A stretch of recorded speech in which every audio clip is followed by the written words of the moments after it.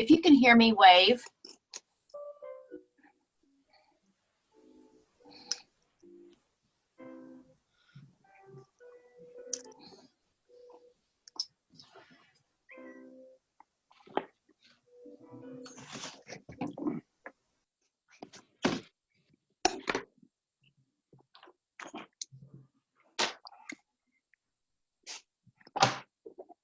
Oh.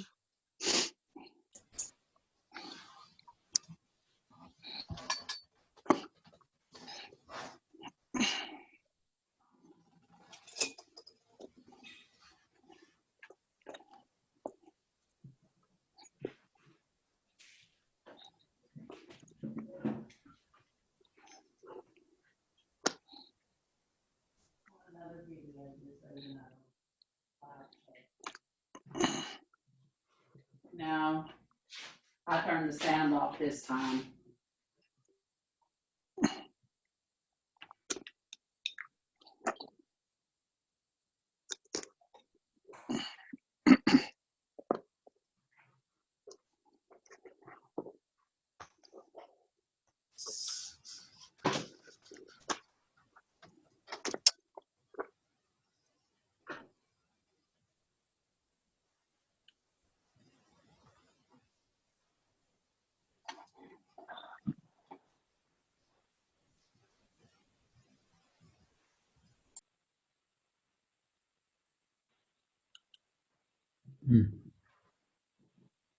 Computer.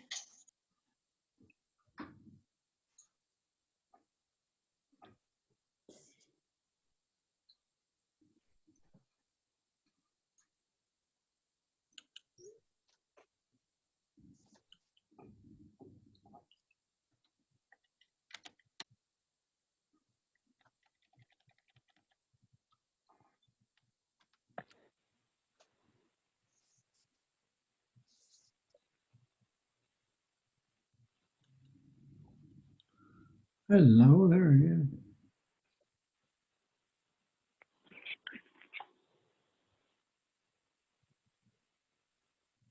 Well, I don't. Hello. You can press Alt and A and it will mute you.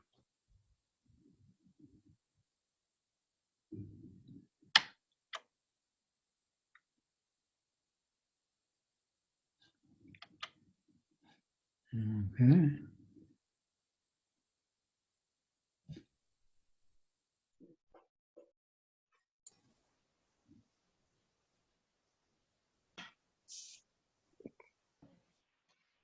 Hi, Christella, how are you? Ah, there's Kathy. I don't know. I don't think you can see me. The mute button should be at the bottom left. Well, I'm trying to get my camera to do something, Okay. which and probably is a problem.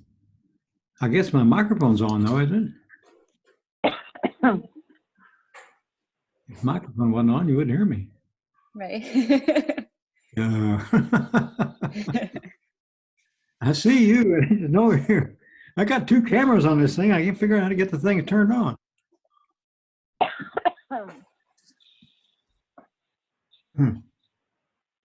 May have to do without the camera. Sorry about that.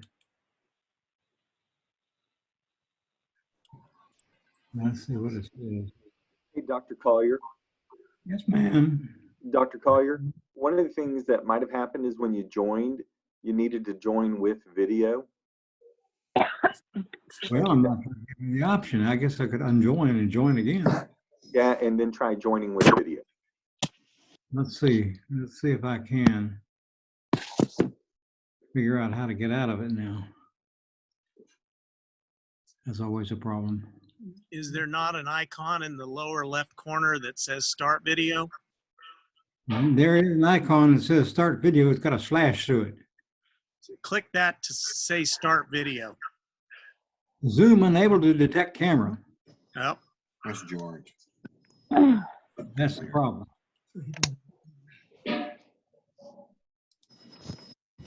I don't know that it would start. Start over. Should just start. Yeah, well, it should, yeah. I've spent a lot of time yesterday with Windows trying to figure out different bits and stuff. If you didn't tell it to start with video when you first logged in, it's not going to activate your camera. Oh, wonderful. Well, then I'm going to have to get out and start over again. So you can leave the meeting and just join right back by following the link. All the way to the left. Well, there's a microphone.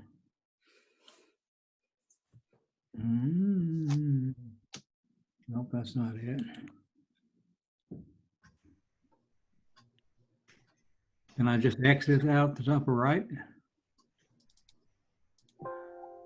Yes, sir. Or click the red leave, where is it at? Hold on just 1 second. Up in the upper left. Bottom right-hand corner, Stefan.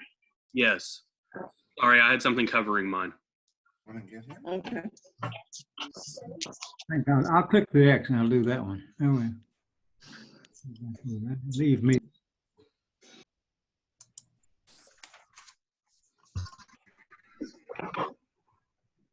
Oh, no. What are you doing there? Are you talking to me? Oh, geez, Dr. Vaughn. Can I shut his video down? Hi. Oh, Charlotte, what are you doing? And Lawrence, Jiminy Christmas. It's like we're all together again. Doing my work plan. This is my work at home plan. That's right. I'm documenting this.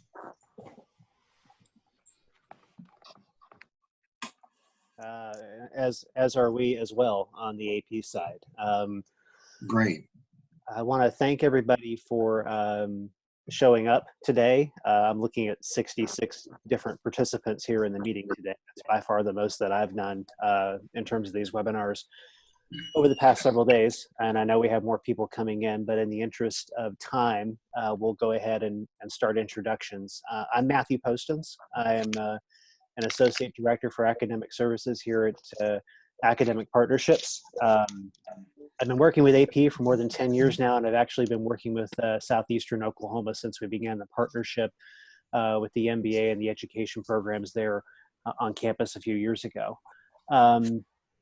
This presentation is really about helping faculty that we have not had the opportunity to work with to this point with moving their courses from face-to-face to online. So there are a few names on here that I recognize, but a lot of you I don't. So I appreciate you taking the time out of your schedule today to spend an hour with us. A few housekeeping items. So I have several other members of my department with me here on the call. They will occasionally chime in as we're going through the presentation to talk a little bit more about Zoom and talk a little bit more about its capabilities in terms of how you can use it there in your courses.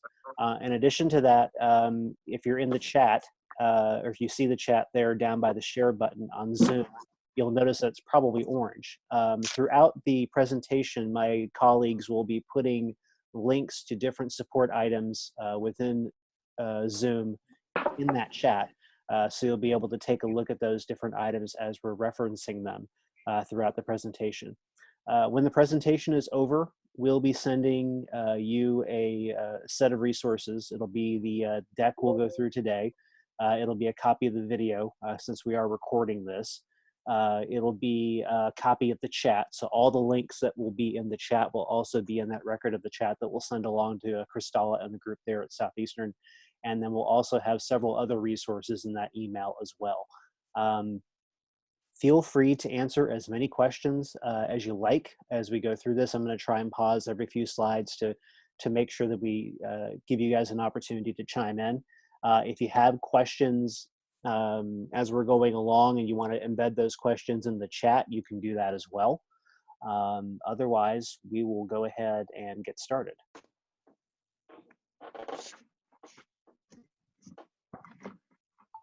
So the first chunk of our time today will be spent talking about, delivering lectures virtually. And there are, really three primary ways you can do that. You can do it through synchronous webinars, which is when you ask your students to show up at a particular time, same as you would in your regular in the seat class, and have them spend time with you in a session like this here on Zoom. There are asynchronous recordings where you as a faculty member would do like a video lecture or a demonstration or some other thing like that beforehand, and post that in your course within Blackboard. And then there's that blended approach where you do a little bit of both. You'll probably find as you go through this process over the next couple of months, and I realize that for many of you it's kind of like drinking from a fire hose, you'll probably end up doing a little bit of both. You'll probably end up doing synchronous sessions like this so you can interact with your students in various ways, and then there'll be opportunities for you to kind of take a step back and create a sort of a 5 or a 10-minute video lecture on a particular topic and make that available to your students through that avenue. So we're going to talk a little bit about both of those types of recordings today and how those can help support your students in the classroom. So starting with synchronous webinars, there are a lot of different tools out there that are available.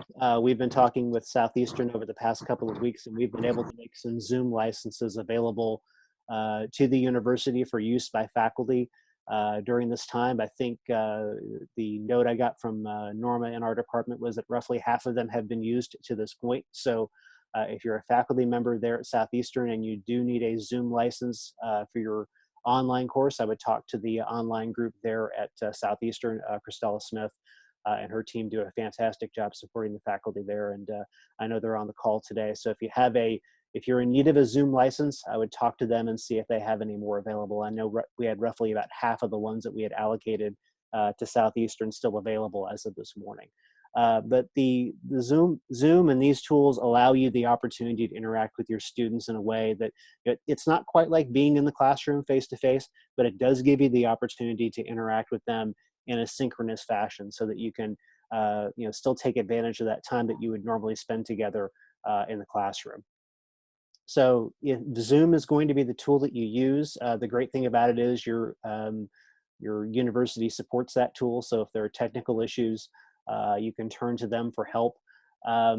If you're aligning what you're doing in your online class with what you were going to do in the seat, make sure that you're scheduling your sessions as you normally would. For instance, if you were planning on teaching your course, from 10 to 10:50 on Monday, Wednesday, Friday, it might be a good idea for you to set those same times for your course so that you can kind of keep your students in the same rhythm as they're used to being in the classroom. And for anything that you do, any synchronous session like this, feel free to record it. That way, if you do have students that can't attend, and just like you're in the seat class, you'll have some students that aren't able to make it for some reason, heaven forbid they get sick, it gives them an opportunity to go back and look at the record session within the LMS. And it's really easy to record within Zoom, and we'll talk about that here in a little bit. So before you start your session, it's really thinking about the same thing you would do face-to-face. If you have a lesson plan, if you have a map that you would normally use for your in-the-seat course, think about how that would translate into a session like this. For instance, if your class really is going to be 50 minutes, you might think about how each of the different things that you would talk about in that session are going to time out, and think about how many questions you think you're going to get from students, how much time those questions are going to take, how much time that discussion will take, and think about how to parcel out that time so that you're able to make sure that you hit all of the different things that you want to hit in that session and not run out of time at the end of the Zoom session. You might also make sure that any materials that your students need are in your Blackboard course beforehand. Before you do a Zoom session, I would definitely practice with the tool. It's really easy to set up. I mean, it's literally a 2 or 3 minute setup to download it and get it installed on your computer. You might also think about where you're going to have your Zoom session within your house. I'm in a back bedroom in my house. I've got a little bit of a backdrop that kind of shows off my personality a little bit. I like sports. Because it's pretty evident to see in the background, but you're also looking for a place that's well lit, and this is one of the best lit places in my house. So this is where I do these sorts of webcasts and these sorts of webinars. So as many of you probably noted, you might think about some settings that mute your students upon entry into the room, and we'll talk about those settings in a little bit. This keeps down the noise as you begin a webinar with your students. And make sure that you share the link and the time for students. And there are many different ways to do that within Zoom. The easiest thing to do is to provide the link within Blackboard, but you can also send them an invitation within Zoom. You can put it in announcements in Blackboard. You can send it to them via email as well. The great thing about the link is that it also comes with a series of phone numbers. So if your students are having trouble with bandwidth wherever they are, if they're not able to log on via video, they can always use the phone number to get in and listen to the lecture and then go back later and watch the recording. And that's one big reason why I would encourage you to record your sessions every time you have them with students. So in terms of running your session, if you have a wired connection in your house as opposed to the wireless connection, I would run it off of there if possible. It cuts down on your bandwidth issues. It makes things a little bit easier for your students to take in the content as you're going through the webinar. You might try to have an introductory slide as they're coming into the room so they kind of know what that day's session's about. You could use a poll or a question to kind of break the ice, and we'll talk about how to do that a little bit here later on. As much as you can, try and recognize your students by name. Some of these may be students that you've already taught, maybe a course that was already going on when you had to make this transition. It may be a brand new course. So as you can see here on the side, if you're looking at your list of people that are in the webinar, you can see a lot of names in there. You can see email addresses in there. So that gives you an opportunity to kind of recognize students in a way that allows you to call on them by name as you're going through the session and as you're teaching the course over the next several weeks. Be very clear about how you want your students to address one another. We call it netiquette within online education. If you've taught online before, you kind of understand those guidelines for how you want students to deal with one another when they're discussing either in a discussion board or when they're discussing with one another during a session like this. Make those expectations very clear. And if you need help, if you've not taught online before, if you need help on what we call netiquette, I know Kristalla and her team have a netiquette that they use with the programs that we work with there online at Southeastern, and they could provide that to you as well if that would be helpful to you. Again, record the sessions just so that everyone is able to take advantage of it, and be clear on who you're calling on as you're going through the session. And one last tip, if you are doing a screen share like this, be like me. I close all my windows down before I actually start the screen share. There are several different ways to share within Zoom. You can share your desktop, you can share the presentation, you can share a website, you can share pretty much any file that you have on your desktop. I close everything down just to ensure that I don't have that inadvertent window pop up while I'm doing a screen share like this, or have my email sitting there in the background where anybody can read it. So be mindful of that as you begin a session with your students, that you want to tamp down as much as possible on those sorts of things coming up. So I'll stop for just a second and ask if anybody has any questions. I just wanted to point out that in the chat, I also added a test Zoom room that you can use to test out your internet connection, but also play around with some features in Zoom just to get you comfortable. Practice makes perfect with a tool like this, so that might be a really great resource for you after we log off this webinar, just for you to practice. Thank you very much, Tori. Appreciate it. So in terms of some of the features that Zoom has, in a session like this with the licenses that we provided to Southeastern, you can actually have up to 300 participants there in the room. And I think we have more than 70 in this session today. So you can see there's an opportunity to have a lot of students there in the Zoom room, especially if you're teaching, or if you were going to teach a large lecture course. There's an opportunity there to have a lot of participants in the room. Just note that the more participants you have in the room, the more likely there is to have some bandwidth issues. So as I've noticed here, a lot of folks have turned off their camera. That's actually a good thing to do in this situation, because turning off the camera can actually, cut off the band, can tamp down on the bandwidth that you use during the session. There are a lot of options to screen share. You actually have the ability to annotate on screen while you're sharing it. You can record and share recordings. You can chat with individuals or whole groups during the session. You can basically use this anytime. I've got Zoom actually on my phone, so if somebody wants to have a quick Zoom meeting and I'm not around the office or I'm not near my computer, I can actually put my headphones in and just start Zoom that way. All you really need is the meeting number or the link in order to start a meeting, which means that not only can you have screen share sessions like this with a large group of students, you can also have one-on-one meetings with your students as well if the need comes up. And like I said before, if video is an issue for one of your students, they can always call in and take advantage of the Zoom room that way. And the same goes for you as a faculty member. If you're able to see what's going on and you're able to present, but you're having audio issues, you can call in using that number, and you're able to present using your laptop, but do your audio using your phone, and Zoom will still record the whole thing. So we talked about the chat a little bit. You can probably see that up here on the screen. You can see we're dropping a lot of different resources in there as we go along. There are ways to chat with the whole group or to just chat with particular people. All you have to do is click on the drop down and pick the person, or you can chat with everybody in the room. It's a great little tool to keep the conversation going in another different way. Within your Zoom dashboard, you can also see your upcoming meetings. You can schedule new meetings. You can send out invitations. I think you can do it as a Google Calendar invite, an Outlook Calendar invite, and a Yahoo Calendar invite. You can also make a copy of the invitation and send it to students through an announcement, through an email, through Blackboard, or just straight through your email there at Southeastern. So there are a lot of different ways for you to make sure that your students get the information they need to be in the session. And then there are update settings for different meetings, adding students, having them join a test meeting.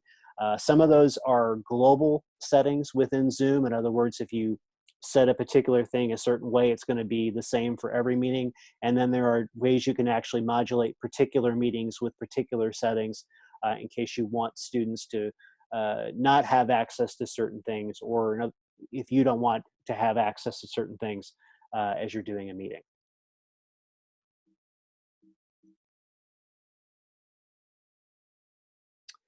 So some of the controls within Zoom, this is a window where you can see all the different participants that are in your meeting. Like if I were to open my participant window right now, I'd see 80 different people in there, which is pretty incredible. But you can see their name, you can see their image if they've chosen to load an image into their Zoom account. You can see if their camera's on, you can see if their mic is on. This allows you to kind of manage all of their different abilities within Zoom. For instance, if you want them to answer a yes or no question, you could easily do that, having them click on the icon here. If they can actually let you know as a participant if they need you to go slower or if they need you to go faster as you're lecturing. So that pops up occasionally as well.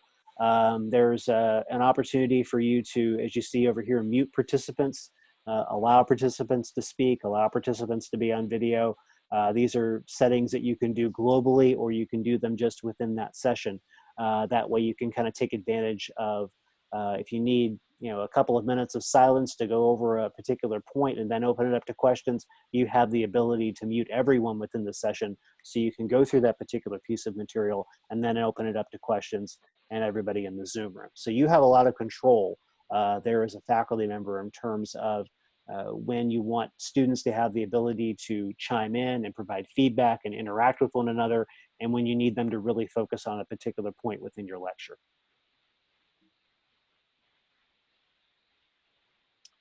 So before I go into this window right here, I want to ask if we have any questions. We did have a question in the chat about whether or not you're able to save chat for a meeting. And I just wanted to let you know that I did send some instructions over our current chat about that. You can save chat in a meeting either automatically or manually. That is done in your meeting settings.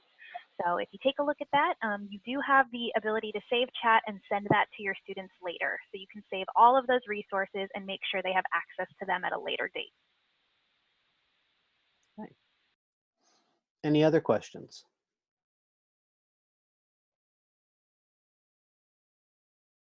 Okay, so as a host of a Zoom meeting, this is typically what your window would look like here on the screen. So you have a lot of different options that you can use and set within your Zoom account. So going from left to right, you can see the microphone button here.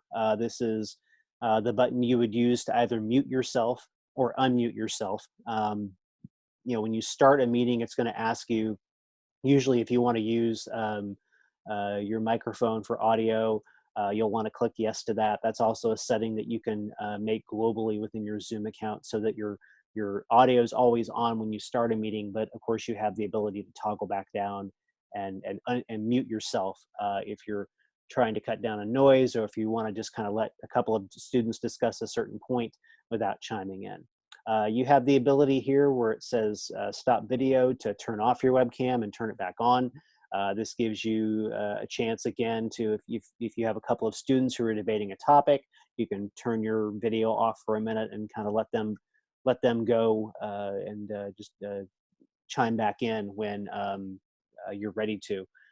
You have the ability to invite people to your meeting while you're in Zoom with the invite button here.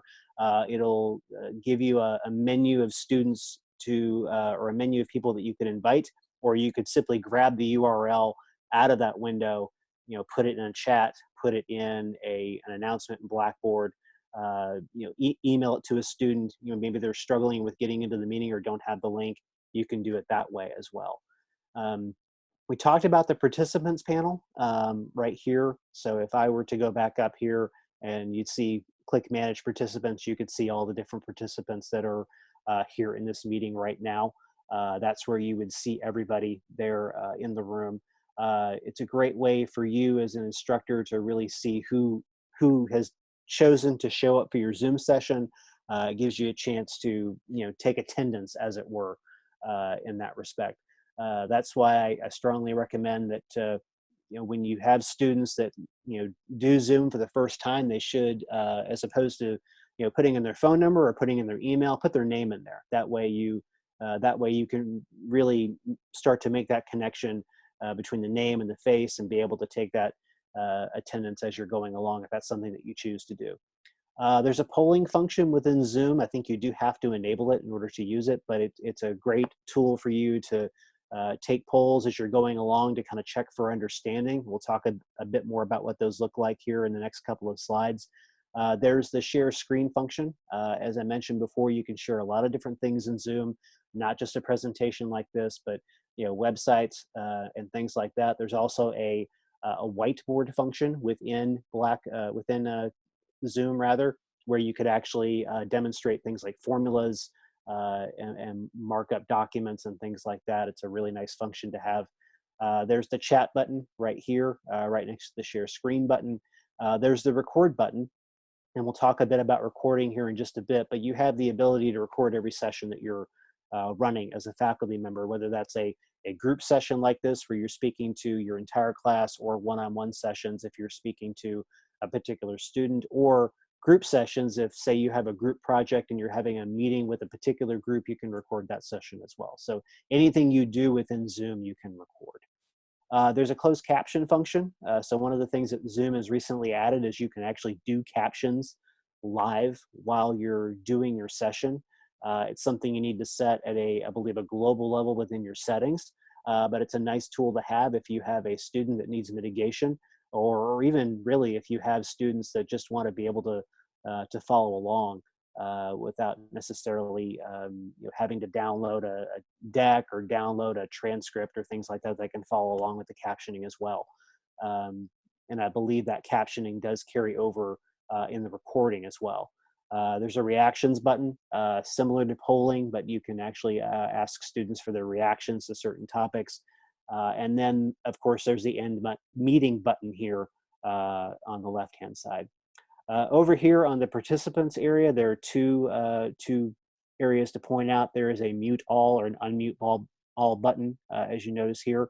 And also, if you're doing a session like this right now and you need to upload a file, say, say the file that you uploaded to Blackboard for all your students before the session for whatever reason isn't available or didn't load properly, you can actually load that file within the chat right here down in the right-hand corner, and everyone within your session can actually download that document so they have access to it. So if there's a particular worksheet that you want them to work through, or if there's a particular template that you want them to use for a particular thing you're talking about that day, you know, if all else fails, you can send that file through the Zoom link and they can download it from there.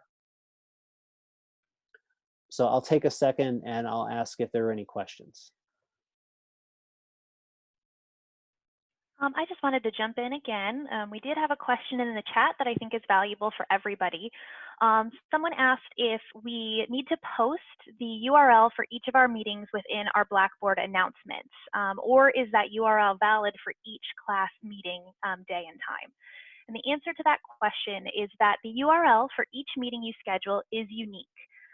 So you would, if you scheduled different meetings for different days and time, you would need to send that unique URL to your students through your announcements tool in Blackboard. However, there is a way around this. You can schedule what is called a recurring meeting in Zoom. This is best used if you have the same course at the same time and same day each week. And that Zoom session will have the same URL for each of those scheduled recordings. So it's a really good way to sort of handle that. You don't have the URL changing all the time. So a recurring meeting will be really helpful. I did send some instructions on how to do that through the chat. So if you're interested in using that feature, you can check that out. I also wanted to let you know that if you scroll up in the chat just a little bit, I did send a document over the chat. It is an FAQ document that you guys can download from the chat. I think it'll be really helpful if you have questions after this webinar concludes. Thank you, Tori. Go ahead. I have a question about the format that the video captures as. So typically when I do lecture capture or post videos, I upload them to YouTube and then post a YouTube link to Blackboard so we don't eat up our storage space on our campus system. Mm-hmm. In one of the issues that we're facing is that students that have limited bandwidth at home maybe can't stream. So we'd like to have the option that we could upload these some way and then have them in a format where students could load them to a flash drive and watch them on a device that necessarily didn't have a fast internet connection. Mm-hmm. What format, and when I've tried to do this in the past, sometimes we've done MOVs, sometimes we've done MP4s, and I've struggled to find a format that all types of devices can play videos on if it's not being streamed like through YouTube. Mm-hmm. What type of format does Zoom use? I know that it's an MP4 for video, and Tori, do you know if it downloads in any additional formats besides MP4? Not that I know of off the top of my head, but I can find out right now. I know one thing that Zoom does that I like is it not only gives you the video recording, Tim, I think that was you, Tim, it also gives you a straight audio recording as well. So it gives you the video and audio together, and also gives you the audio separately. So if you have a need for just the audio file, you have that as well. But the YouTube solution is a good one. I mean, it uploads straight to YouTube. The great thing about that, if you have faculty that haven't had the chance to use YouTube yet, is that you can upload that video and make it an unlisted video. In other words, only people that you give the link to would have access to that video. So say if it's a class of 20 and you upload that video after you're done with it to YouTube to, as you said, cut down on the bandwidth and cut down on the space, they would just make that link available just to those 20 students, and only them would have access to that video. And I just looked it up, and it looks like MP4 is the only option for recording if you're recording your screen or your webcam. If you don't have anyone sharing their screen or their webcam and you're just sort of using this for an audio call, you can download the audio only as an M4A file, which might help with streaming if that is an issue for your students. You're limited because you wouldn't be sharing your screen or your face, but you would be able to share your voice that way. We've purchased some video converters that allow us to, as long as we know what format we have, we can convert it into anything else. We found that MOVs seem to be the most universal for students to be able to play them. That's a trivial conversion. We have to know to do it before we post. but MOVs are huge data files. Yeah. So I mean, if we have an hour-long video, that's a 200 megabyte file. For some students or limited bandwidth, that's a long download. So we'd like to be able to either send them a DVD or something. We're just looking for alternatives for those students that have little internet at home at this point. Mm-hmm. I think that'd be a good follow-up question for my video guys here in Dallas, Tim. They're experts at that. That's what they do all day. I can certainly pose the question to them about, what would be the best way to compress, say, an MP4 video, to put on a flash drive or to put on a DVD to send to students, if that's a route that you guys needed to go. I know that there are certain areas around there where the bandwidth is not as good as, say, around Durant. So I'll pose that question to them and see what they say. Thank you. You bet. Any other questions? Okay, so in terms of some of the asynchronous features within Zoom, we talked about closed caption, recording to the cloud. So there are two different ways you can record within Zoom. You can either record to their cloud or you can record to the desktop. I prefer recording to the cloud because, to Tim's point about video and bandwidth, the great thing about it is you're basically sending a link to your students either through Blackboard or through their email or some other apparatus that's involved with the class. The one thing I will say is that you're not uncommon among campuses in the country in that you're moving a large number of courses into the online space in a short amount of time. A lot of schools are using synchronous tools like Zoom to do that. So if you're recording to the cloud, it might take a little bit longer to get that video out of there than it might be if you're recording to your desktop. So just be aware of that as you're trying to decide what way you want to record these sort of lectures. We talked about the chat being recordable, and there's some documentation within the chat on how to do that. You can post, the recording of the video. You can post a link of the video into the LMS, and there's, the opportunity for you to think about taking longer sessions and maybe editing them into smaller chunks for knowledge retention and sharing for future cohorts.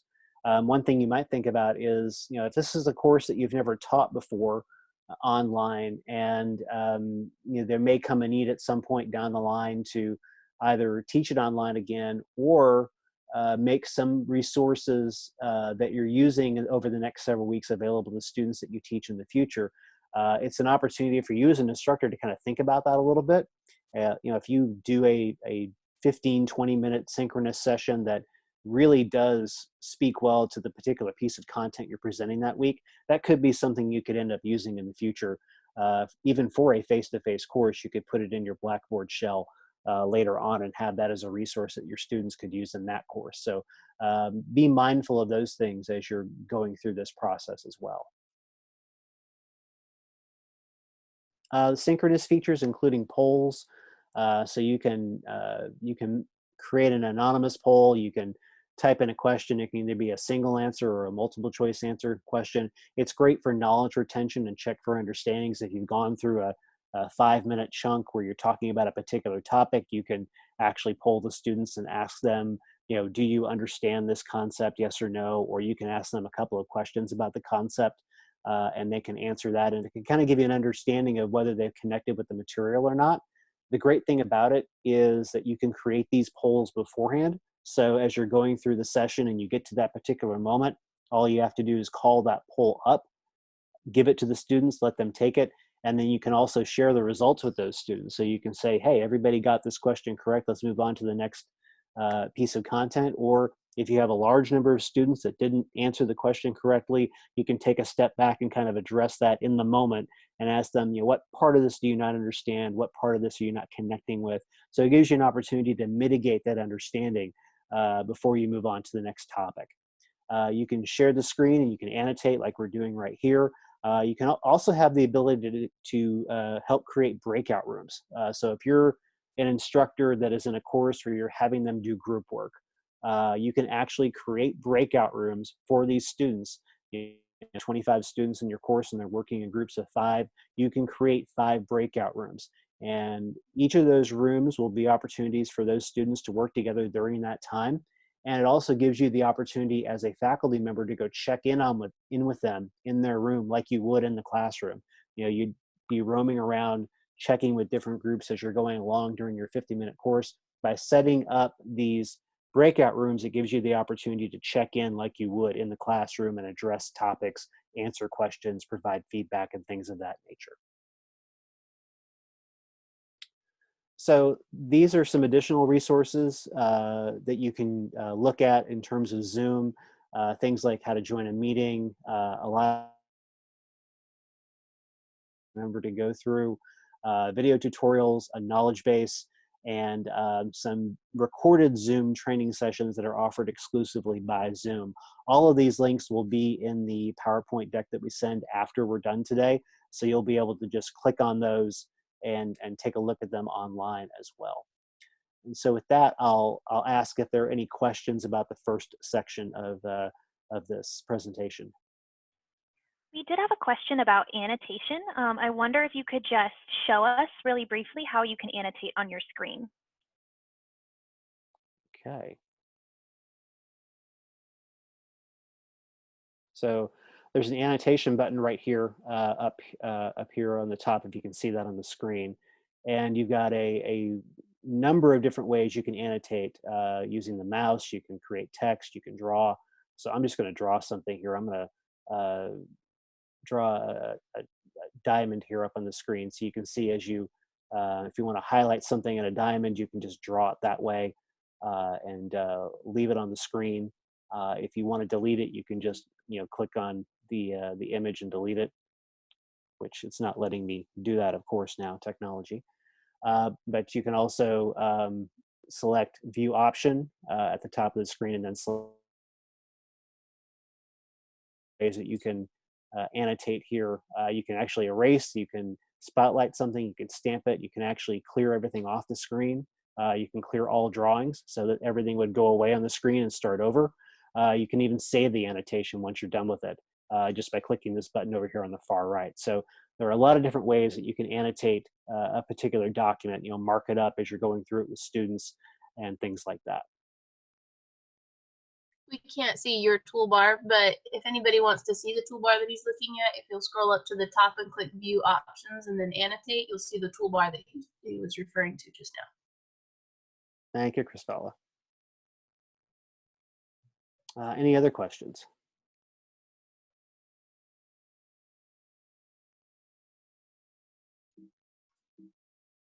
Okay.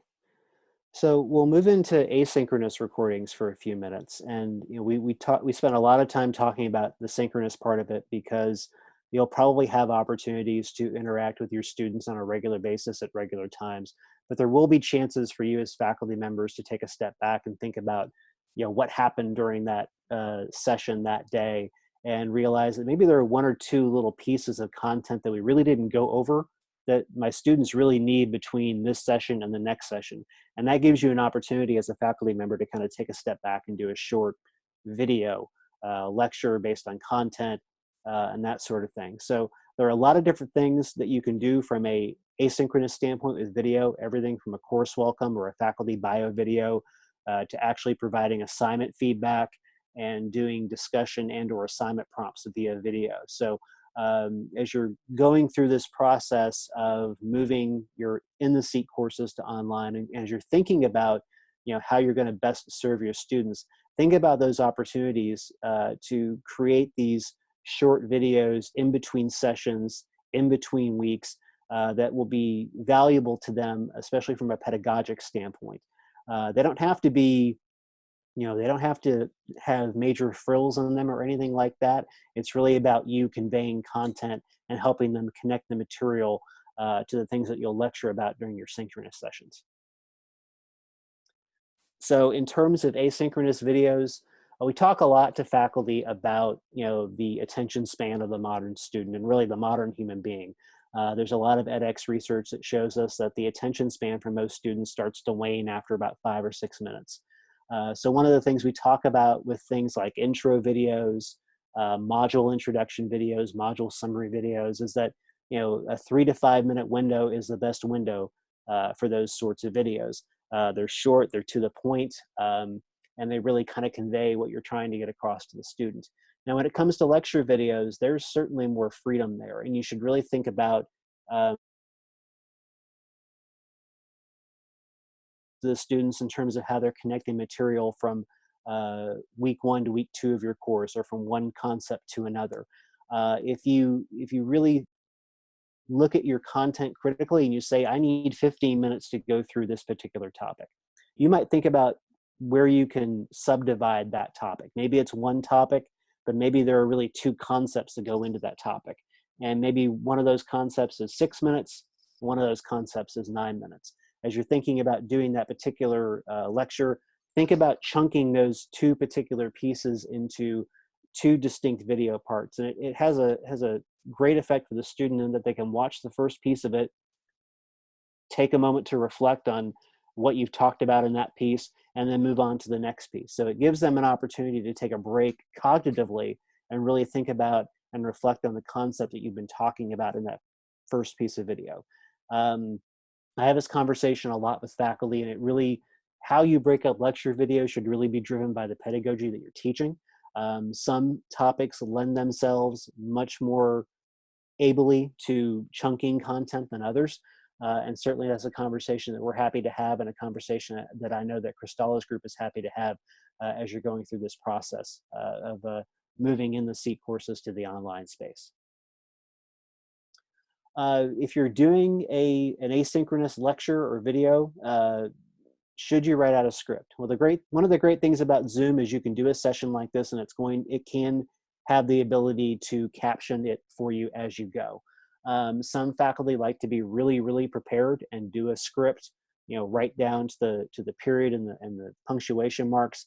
Other folks are like me, where they really just like to have that outline, you know, practice out what the video is going to look like for 2 or 3 times, and then just kind of go for 5, 7, 10 minutes and talk about the concepts they're talking about in that particular video.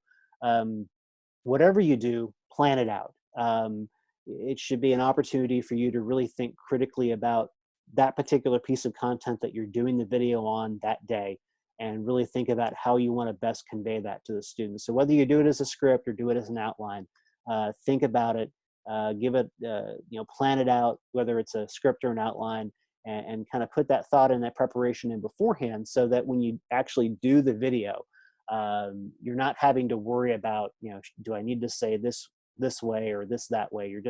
You've got it all down, and you're ready to move forward, and it comes across much better to the student that way.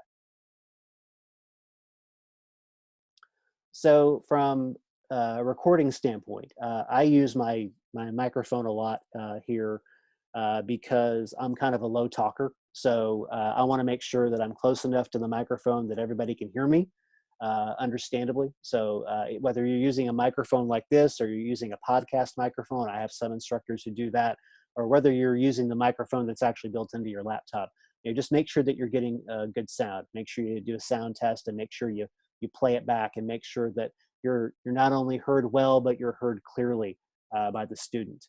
Another thing to think about is background noise. I'm amazed that my dogs have not barked yet. I have one who is pawing at the gate to my hallway right now because he wants to see me. But sessions like this, I try to keep the noise down to a minimum and the distractions down to a minimum. And as you're working with students in Zoom or whatever other online space you're using, you should do everything you can to cut down on the background noise as well.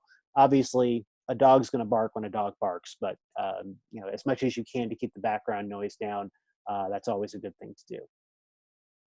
From a visual standpoint, I chose this room in here, as I said earlier, because it's probably the best lit room in the house. I've got good surrounding light that shines through the whole room, and you can see me clearly. You can see what's behind me clearly.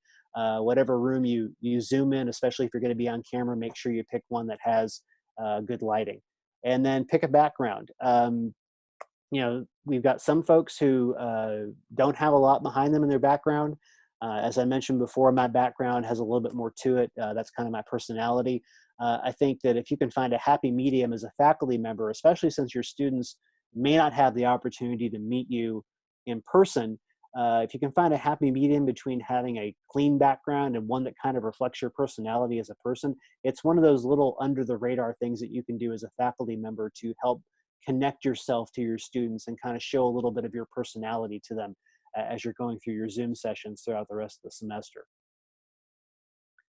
And then in terms of quality recording, if you have to use your phone, and remember you can download Zoom on your phone and use it that way, use your phone in landscape mode as opposed to portrait mode. You're going to get a better video that way, and you're going to get, you're not going to get that letterbox that you would normally get if you use it in portrait mode. And then, frame it properly. If you're using it in landscape mode, make sure your phone isn't too close to you or too far away from you so you can frame yourself properly. Good rule of thumb, as you can see on the screen, if you're about 2 feet away from the phone or from the microphone, chances are you're going to be framed pretty well in the screen. And then finally, pick a good place to put your phone, to put your laptop, to put your webcam. One of the great things about working from home is you can kind of determine how your setup's going to be. One tip that I can give you is with a cell phone, if you're going to use your phone for recording, there is a certain way in which you can arrange a paperclip where you can actually create that paperclip as a stand for your phone and do it that way. Also, if you have if you have an old school business card holder at home, you can actually put that business card holder across the top of your computer. And if the holder is big enough, you can actually put your phone in it and do it that way. That would give you a nice line of sight between the camera and your face and put the camera in a place where it can be stable and doesn't move very much. And lastly, just in terms of communication and best practices for students, as we mentioned before, create guidelines and expectations for how you want your students to participate in your synchronous sessions. If you need information on netiquette and what some of the other online instructors there at Southeastern have done in this regard, Cristala is a great resource for that, and there go the dogs.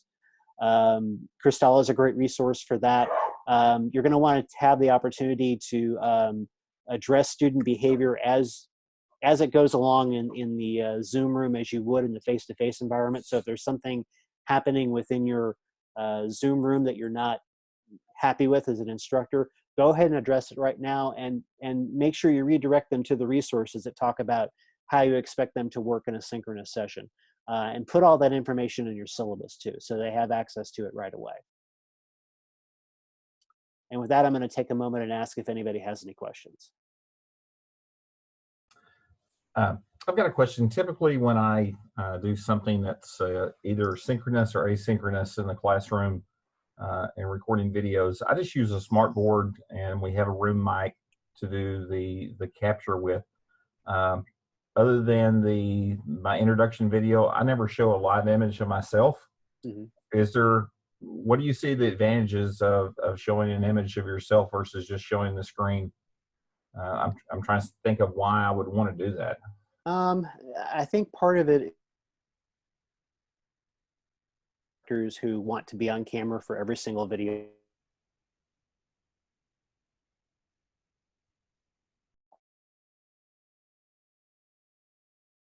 Teaching, obviously, if you're doing a demo,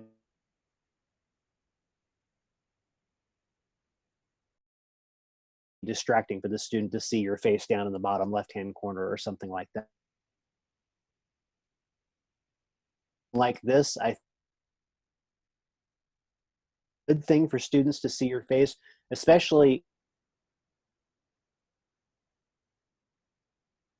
face-to-face instructor, and you've never had to do this before. You're looking for ways to connect yourself as the instructor to your students in your course, and then being able to see your face in a situation like this can help do that.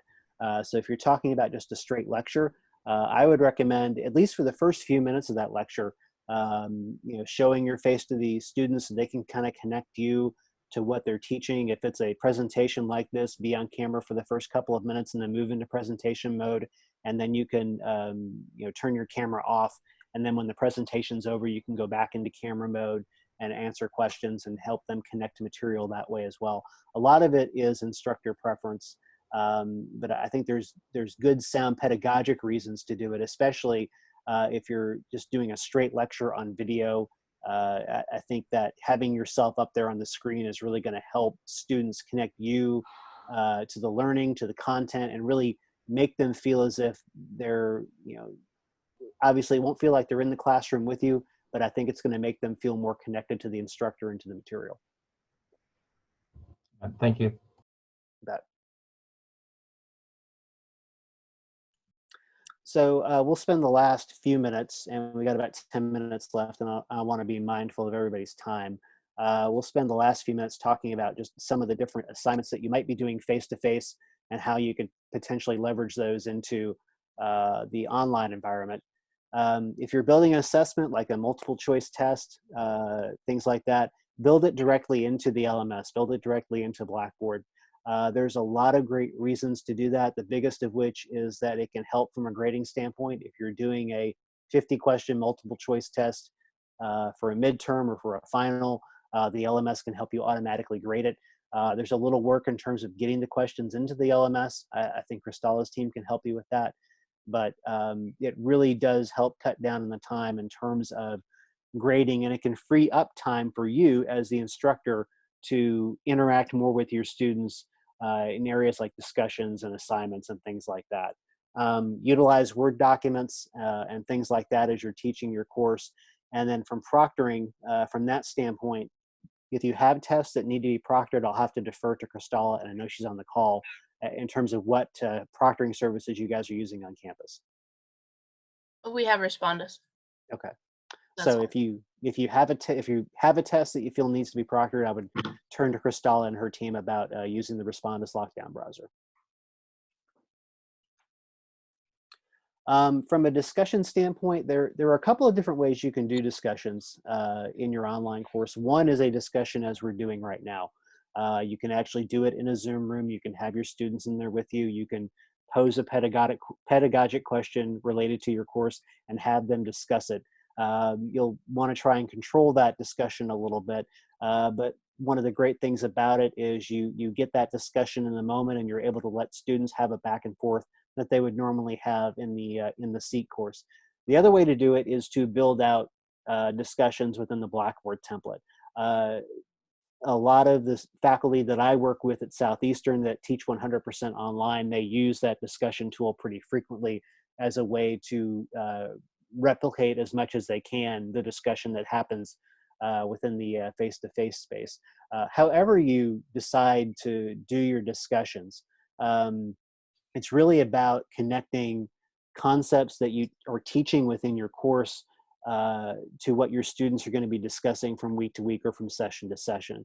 So whatever those discussion pieces look like, whatever they become, make sure they're connected to what you're teaching that particular week. There's also the opportunity for you to have synchronous sessions with your students that have nothing to do with content. It could be more about, do you have any questions about the course? I'm having virtual office hours from 8 to 9 p.m. on Thursday night. If you have questions about the course or questions about what's going on, come ask those questions of me at that point. I have a lot of other online instructors who do the same thing. So there are several different ways in which you can use Zoom and use Blackboard to engage your students in discussion, whether from a pedagogic standpoint or a non-pedagogic standpoint. As the faculty member, you'll have to make the decision about what works best for you. And I don't know if we have any faculty with us today that have lab work to deal with, biology, chemistry, that sort of thing. It's an interesting piece of the puzzle when you're talking about doing one of those courses online. In some cases, there may be lab kits that are available out there for students to purchase, similar to the lab kits that they probably would have purchased online for their In the Seat course. They should still be able to use those if those are available. There are some open source online videos that are out there that can help replicate the lab experience in certain respects. You can have students watch those lab videos and provide written summaries on what they see. May not be exactly what you were looking for in terms of face-to-face, but it can be helpful in terms of them reflecting on content and showing you that they're grasping that content before they actually move into more hands-on lab activities. And then if there aren't lab kits available, there are some ways that in which commonly used household items can be used to help conduct lab experiments for things like chemistry and things like that. So if you need help with resources for that, I think we can help you out with some resources that could help support you in that respect if you have lab work that needs to be done in your course over the next couple of months. And then group work, we kind of talked about this just a little bit. You can assign groups within Blackboard. You can create synchronous group meetings for your students within Zoom. They can also do things like final group presentations using screen share like this within Zoom. If you have a group of 4 students that have to do a presentation at the end of their course, they can actually do that session as a working session, record it, provide it to you at the end of your course, and then you can provide them with feedback and a final grade. They can create their own Zoom sessions if they have their own accounts. They can have those sessions to themselves. They can also create sessions in which they can invite their group members to come join them. The advantage there for you as a faculty member is that students can also record that session and provide it to you just to show how they're moving along with their project or moving along with their group work, just as you could pop into the group rooms that you create for them within Zoom. You can also use other sharing tools like Google Drive. You can have your students share documents and things like that through other apparatuses. If you are doing group work, I would recommend that you have your students use one repository to share information. If it's Google Drive, if it's OneDrive, if it's something else within Blackboard, I would recommend that you have them do it through one particular place, just for the sake of cognitive overload. And also there are opportunities for them as students to share that link with you so you can review notes and work and things like that.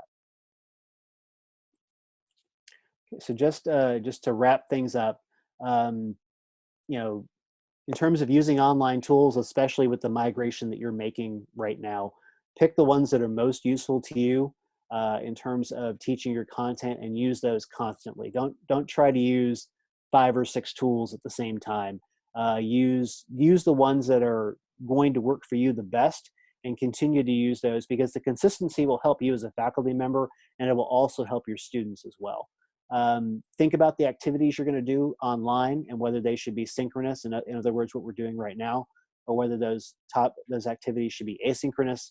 You know, familiarize yourself with video best practices, which are kind of embedded here in the presentation.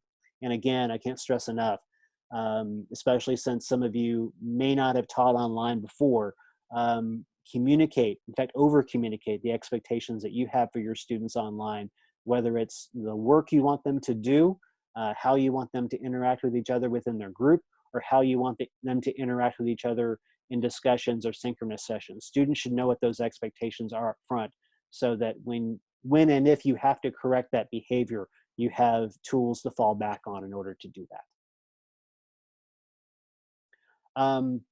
One other piece, we have been working over the past week and a half to create a Canvas course that can help support faculty in moving online quickly. It's a Canvas course. We are working on trying to get this course in Blackboard as well, but as faculty members, you have access to this course. You can see here on the screen the login URL. You can also see the credentials for the username and the password, and I think Tori just put that in the chat as well. So this resource is available to you, to any faculty member there at Southeastern. If you need support, best practices, and ideas on how to make this transition quickly, this course is there to help you as well. And with that, we're done with the presentation. I'd love to take any questions if you have them.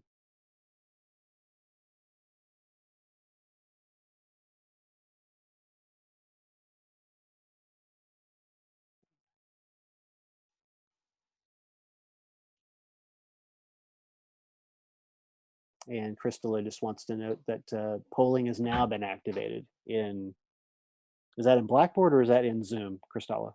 Zoom, in Zoom. That's in Zoom, okay. All right. I have a question about the polling. How exactly do you set up a question and have them answer it? Because I use clickers in class, and that would kind of be like the equivalent of clickers. And so I was just wanting to know more about that. Okay. I don't actually have polling on my account. Tori, do you have it on yours? I don't have it set up on my account right now, but I'm going to send instructions over the chat. And I will say that in polling, the very first thing that you'll need to do is actually enable it for your meeting. It's a setting that you can turn on and off. So the first step is to make sure that it's enabled. After you have it enabled, you can then create a poll on your meetings tab within Zoom. And this is typically just for regular polling questions. Nothing too complicated when it comes to your polls, because it will pop up as a little pop-up on the student's screen, so you don't want it to have too much text or too much content. So it's best used for something really simple. It'll pop up on the student's screen, and they can then give either a single choice answer or a multiple choice answer, and then press save. Once you have all of those answers collected, you can then opt to have them saved to your account, or you can share them with the students so that they can see the results of the poll as a class. So I'm sending those instructions over chat now. So those will give you some step-by-step instructions on how to set that up for your meeting, and then how to add a poll as well as launch the poll within your Zoom session. Thank you.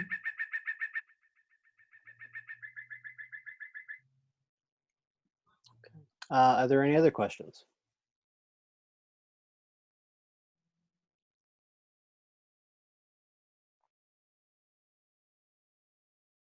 If you're doing a collaborative effort with other instructors, is there a way for you to share the screen with those other instructors? Yeah, I mean, if you're in the same room like we are now, I think all of you would have access to the share screen tool down at the bottom. So you don't have to be the host of a Zoom meeting in order to share something with your colleagues. You just have to be in the meeting. And that goes for students too. If you want your students to share their screen so that they can show you a project or presentation they're working on, or you want them to give a presentation through Zoom, they can do that too. Yeah.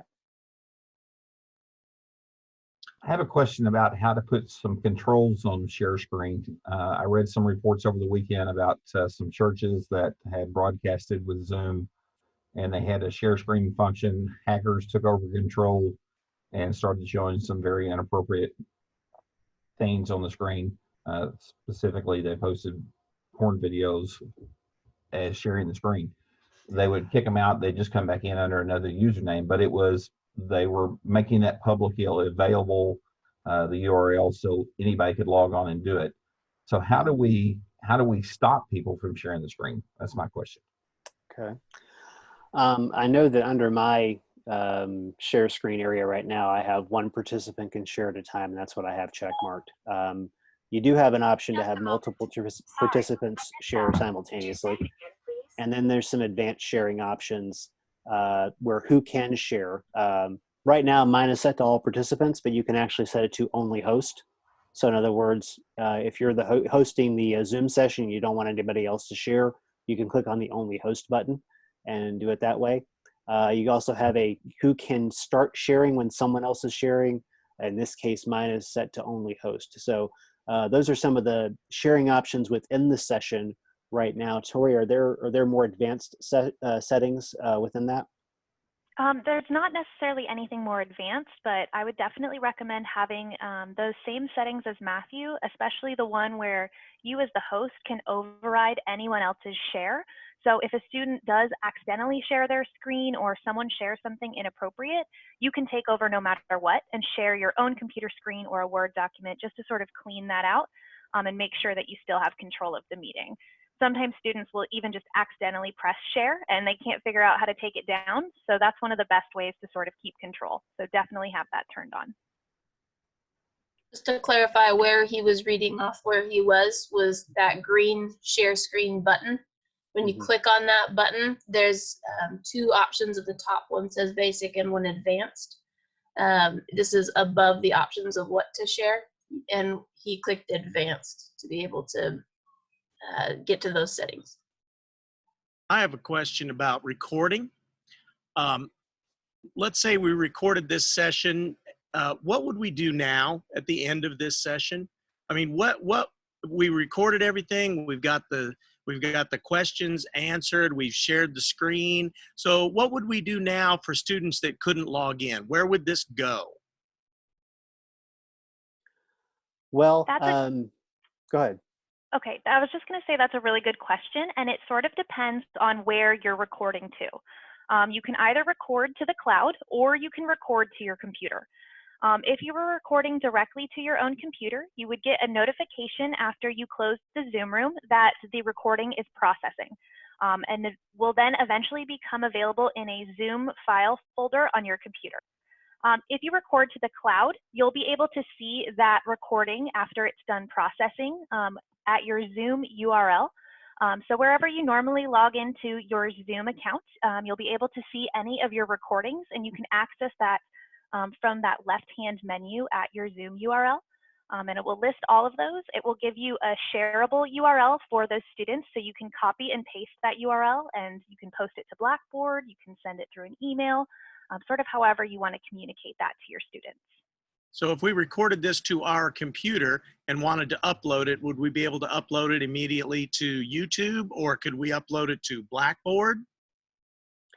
I would recommend uploading it to like a hosting platform. So something like YouTube would be a good option. You can upload it directly to Blackboard, although that can really be slow when students opt to play that video. So that might not be the best option for you, but YouTube would work. Thank you. And the saving it to, we've tried with this, played with it a few times. It doesn't save immediately, Steve. It takes sometimes 15 to 30 minutes before you'll actually save that video. And it doesn't matter if it's the hosted site or you save it to your hard drive. Sometimes it takes a little bit to process. Gotcha. Thanks, Tim. I want to give Stephen. Go ahead. I'm sorry. Stephen, what I've done is, so I've recorded it to the cloud in Zoom, and so I recorded to the cloud, and then I go back into my account and go to recordings, and then I will, under recordings, I change the name to the lecture and the date that it coincides with, and then I just take you kind of have to start at the bottom. I just take the link, and then in Blackboard I say, on this day, watch my video, watch my lecture here, and then I hyperlink it there to the cloud, and that seems to be kind of the easiest way to do it. I record it, hyperlink it in Blackboard, and record it into the cloud, and that seems to be kind of the fastest way to do it. So now, is this going to record everything that you showed? I mean, if I showed a movie during a session and then I stopped the movie and we came back and we talked about it through screen sharing and students were asking questions, is it going to record all that, including the movie that I showed via screen share, and all of that's going to be recorded? It should. I would say with the movie, that'll be the one tricky piece. If you're recording something and you want to be able to record that piece of the movie, there is a setting that you'll have to toggle over to within your video settings, I believe, during recording. Right now I only have record video during screen sharing set on mine right now. I don't know if that would record the video itself if you're sharing it. Tori, am I right on that? It should record everything that's happening on your screen. If you're sharing something like video content, you'll want to make sure, one, that you have a strong internet connection, because you have a lot going on at that point. And so there might be a little bit of a lag for the recording. And also, you'll want to make sure that you're sharing your computer audio if you're creating a recording or sharing a video. Because otherwise it will show you everything that's happening on the screen, but it won't actually capture the audio of the video that you're sharing. So it'll just be people moving their mouths. Okay, thank you. Something also to keep in mind when you're sharing a video, you don't want to be creating a copy of the video. So the best case is to pause it every once in a while and talk about it, so it's very clearly an educational thing that you're using for a class. not that you're just making a copy of the video. Sure. I need to say something about asynchronous and synchronous class times. There's been a lot of conversations about, hey, I'll just have all my students log in all right at 11 o'clock on Tuesday, and then I'll take roll. I think what we have to be really careful about is that with students, different technology issues, things like that, that we're recording, but I think we have to be real careful and cognizant of things like requiring everyone to be there at 11 o'clock Tuesday, Thursday. I think just especially for these next couple weeks, that's going to be it's going to be incredibly difficult for a lot of students, and we want to be careful about punishing them for not being able to, for that first day or two. I don't have the internet, or I'm still trying to figure this out. So I think I want to be careful about taking hard, fast roll on next week when we come back for a synchronous response. And when you are getting ready for your class, some of you may be concerned that you'll forget to hit record. You can choose the setting to record automatically, but if you do, you should probably not enable join before host, because it'll record every 5-second little piece when students just get in to test it and make sure it's working. So don't check enable before, do not check enable join before host, but do check record automatically. And then when you get in the session and you're ready to start, it's recording. Do remember though that it is recording. So chit chat and things that may be inappropriate to be recorded, don't let that happen. Yeah, and Tim, I feel like a lot of the partners that we're working with over the last week or two, I think they're wrestling with that same question of, taking roll, having consistent hard coded sessions like they would face to face. And I think a lot of them are kind of cutting their students a little slack the first couple of weeks as they try to figure out things, just as you're trying to figure them out. Any other questions? Yes, you had mentioned that you were going to put information about polling on the chat. I haven't seen it. I will send it again right now. Just give me 1 second, and it should pop up here momentarily. Okay, thank you. Yeah, there it is. You're setting automatic recording. And that second link is polling for meetings. Ah, yeah.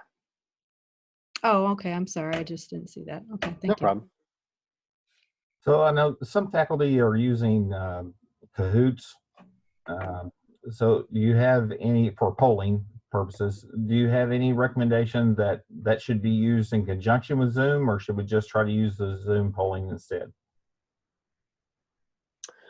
I think from the standpoint of if you're doing a session like this and you're recording, I think the great thing is if you're using the polling tool within Zoom, it's going to record that poll for you during the session. In terms of using another tool like Cahoots or something like that, that's useful. I don't see that as an issue. I just don't know if that would, if you were to use that during a Zoom session, I don't know if that would necessarily record during the session or not. And it also, cognitively speaking, might be another thing for your students and for you to have to deal with. I guess, Crystal, you maybe can answer this. Since we hadn't had this, the polling option until just now, will we continue to have it after this process is over, or is this just a Band-Aid function we're getting?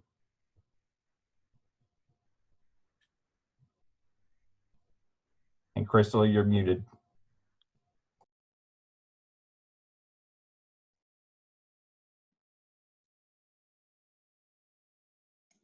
I think it was activated on all. Go ahead. Sorry. What I said, but nobody heard, was that during the meeting, Alicia, Jerry, and I got into the admin settings, and Jerry figured out where to turn it on. So it's on now, and it will stay on.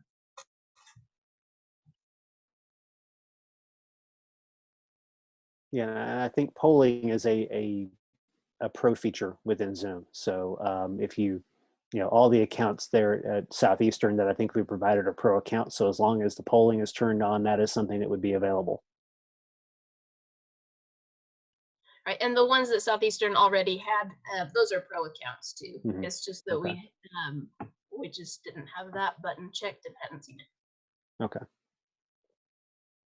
All right. Any other questions?